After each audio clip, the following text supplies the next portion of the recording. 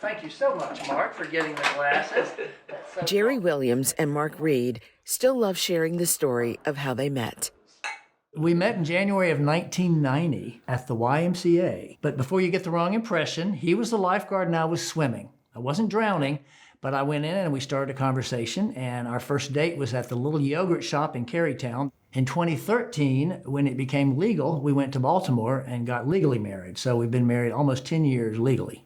The Richmond couple has been together for 33 years and feel fortunate to be surrounded by an accepting community.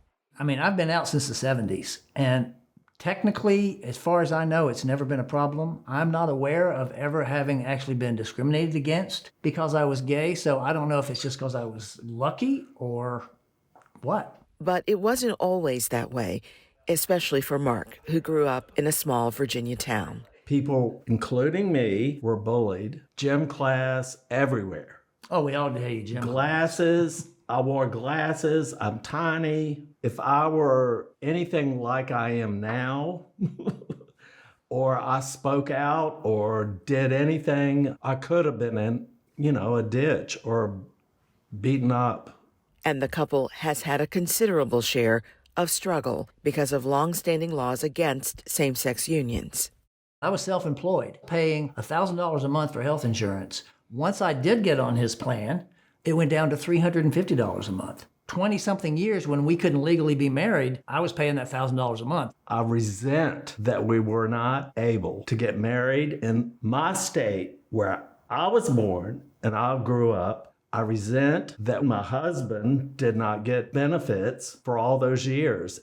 It's really an interesting new finding that Gallup polling has reported, I think. University of Virginia researcher Charlotte Patterson says she, too, has seen remarkable change in how the general public views gender-diverse individuals. In fact, more Americans than ever view themselves as part of the LGBTQIA+ community.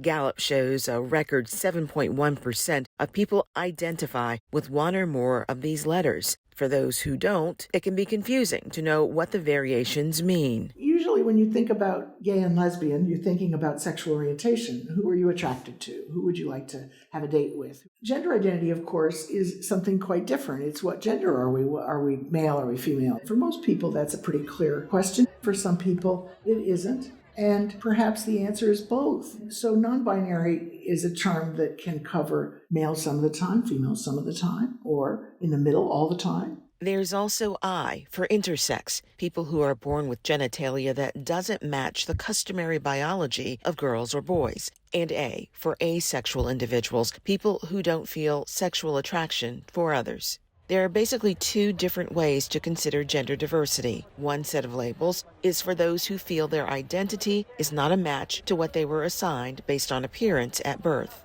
Others consider themselves sexual minorities based on attraction.